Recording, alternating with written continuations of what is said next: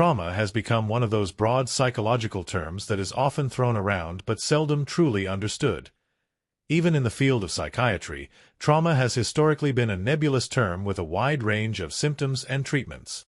In The Body Keeps the Score, the author explores how the understanding and treatment of trauma has evolved as new technologies, research, and fields of science emerged.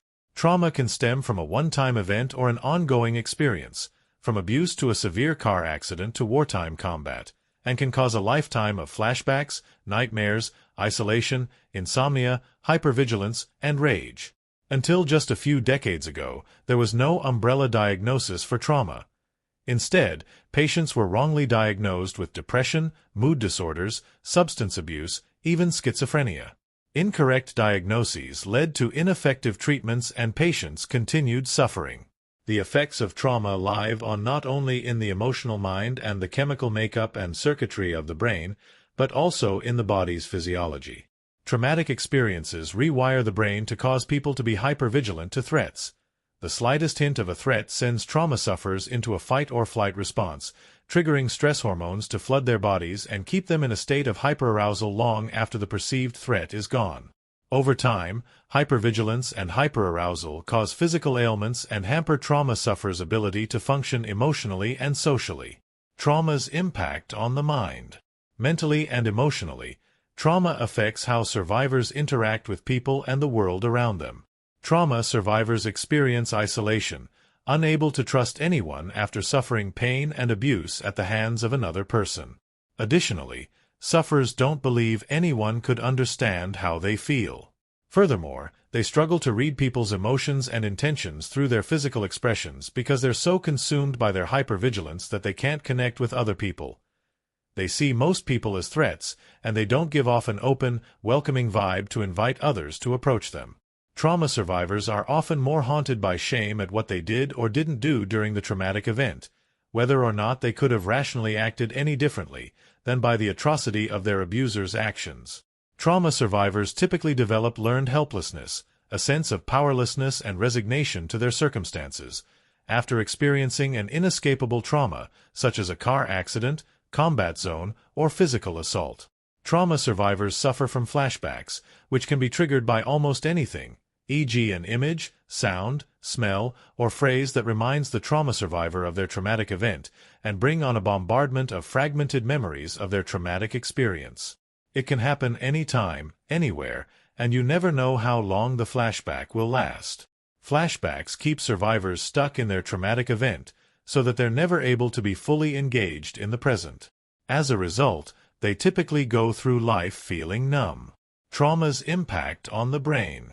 Traumatic experiences are so overwhelming that parts of the brain go offline while others go into overdrive, and as a result, your brain fails to process the traumatic event and integrate it into the timeline of your life, as it would any other experience. Consequently, the trauma never becomes part of the past. It's ever-present, as evidenced by the pervasive flashbacks and near-constant state of fight or flight.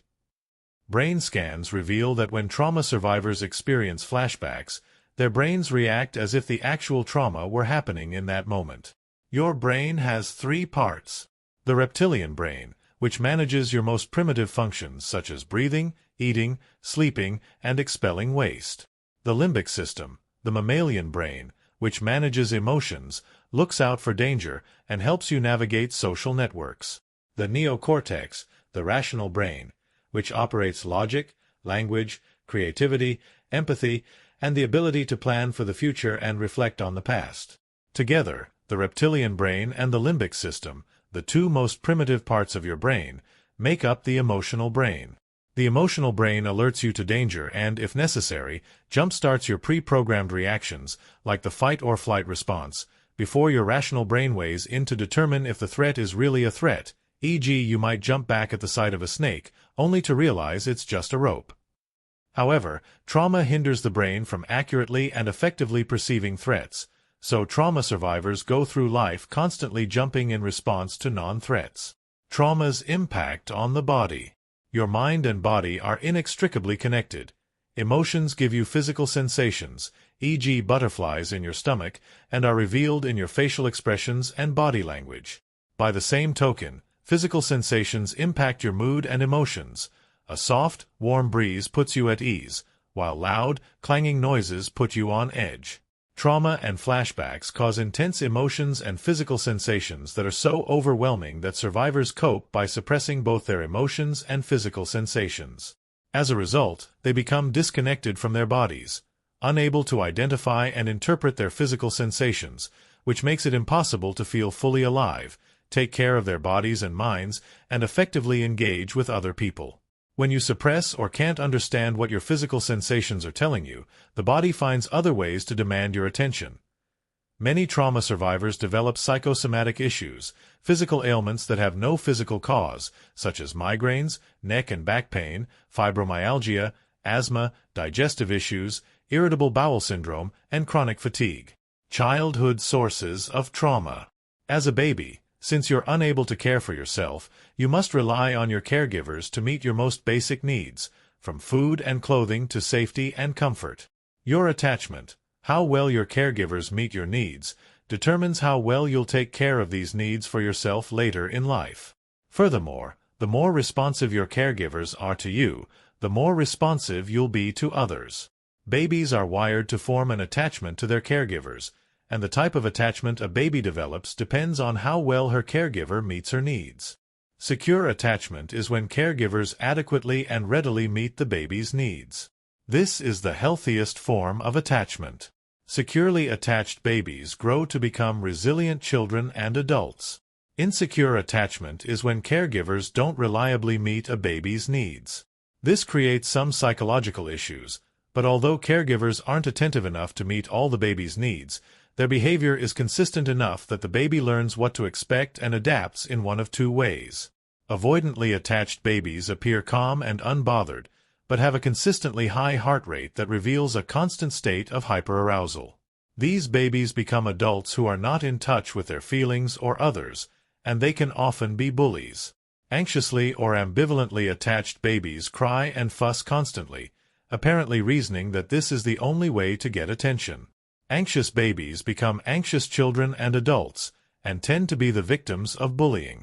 Disorganized attachment is when a caregiver causes the baby fear or distress. This is the most psychologically harmful form of attachment because the baby is stuck between fearing the caregiver and needing her for survival.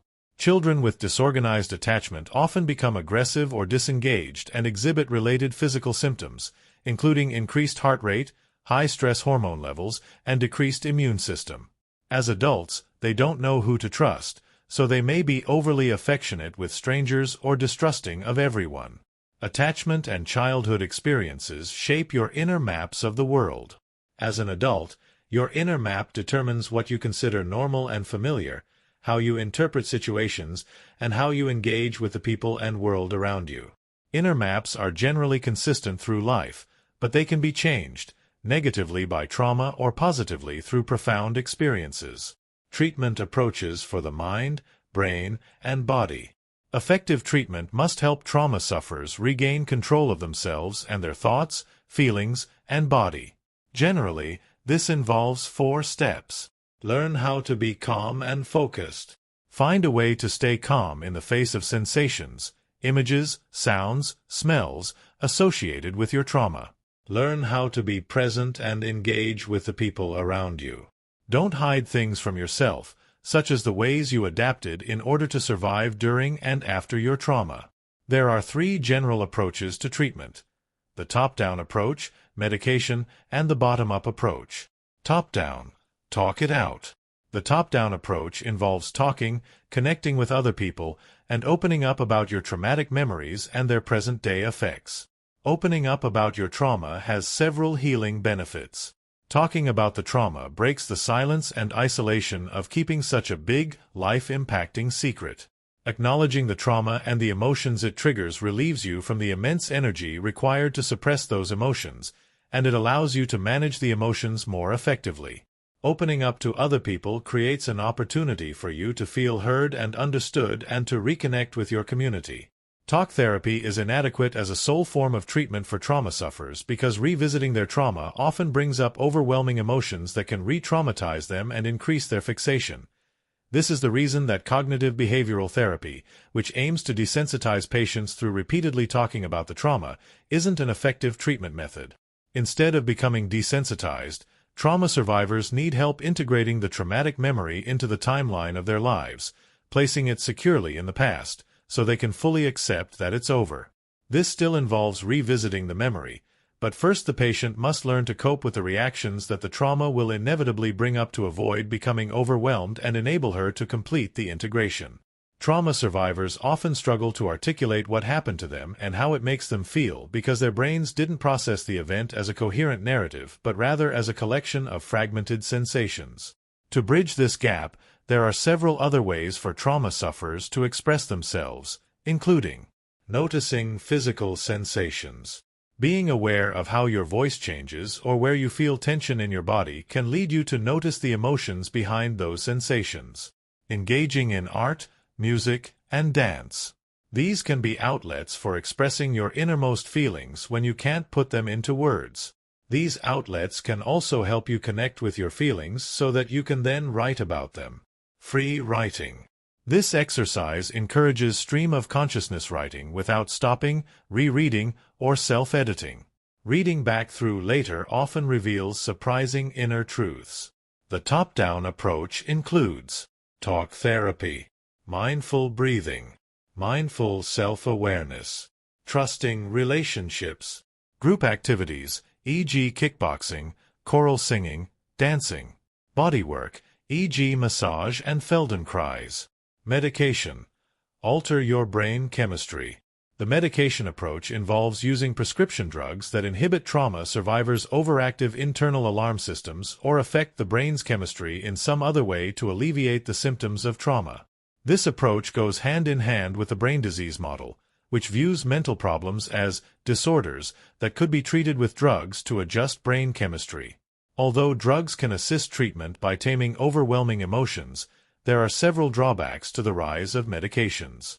Medications often become a substitution for therapy and allow patients to treat their symptoms without addressing the root problems. Reliance on medication also prevents patients from feeling empowered in their own healing, and instead places the power in the hands of the prescribing doctors and insurance companies. The profitability of medications deters studies of non-drug treatments from being carried out and/or published. As a result, many patients never consider or get the chance to explore other means of healing. Bottom-up. Engage your body. The bottom-up approach involves seeking physical experiences that connect the body and mind to counteract feelings of helplessness, rage, and emotional collapse that plague trauma survivors. Since trauma makes sufferers feel out of control of their bodies, e.g. hyperarousal, disconnection from physical sensations, and psychosomatic issues, helping them regain that control is vital to healing. There are several treatments that help patients engage their bodies in healing. Eye movement desensitization and reprocessing, EMDR, is a treatment in which patients focus on a therapist's finger moving side to side while recalling their trauma and then processing whatever train of thought organically follows. While researchers don't know exactly how EMDR works, the treatment helps people get in touch with loosely connected memories and images and then integrate their traumatic experience into a broader context. Heart rate variability, HRV, is the balance between how your heart rate rises and falls, indicating how well you can stay calm and in control in the face of minor challenges. Trauma survivors have low HRV, creating negative effects on how they think, feel, and respond to stress, and making them vulnerable to physical issues such as heart disease and cancer and depression. You can train yourself to change your breathing and thus improve your HRV through yoga as well as certain devices and smartphone apps. Yoga teaches you to focus on your breath, listen and respond to your body, and notice how emotions can be connected to certain physical sensations. This helps trauma survivors to reconnect with their physical sensations so they can feel safe and in control of their own bodies. Additionally, yoga encourages you to be present by focusing on your breath and body sensations, and reinforces the fact that experiences are transitory, e.g. as hard as this pose may be, you only need to endure it for 10 breaths.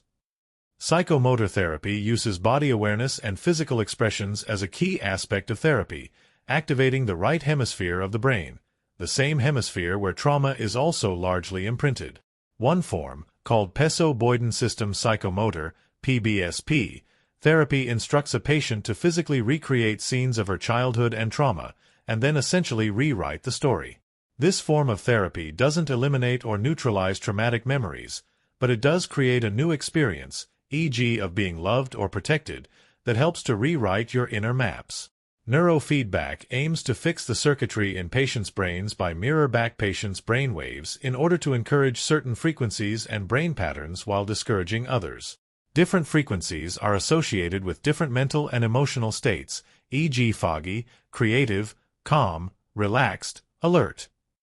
Viewing brain activity as the source of their problematic behavior frees patients from self-blame, and instead puts their focus on learning new ways to process information, which is at the root of their behavior. Theater targets many of the things trauma survivors struggle most with, providing healing experiences as well as challenges that push them to work through trauma-created mental and emotional barriers. Acting gives them a chance to embody a character that may be strong, resilient, and confident, and it makes valuable, contributing members of a community, which helps them regain a sense of worth and competence. Theater also pushes trauma sufferers to get in touch with their emotions, take full control of their bodies, and trust the other members of the theater community.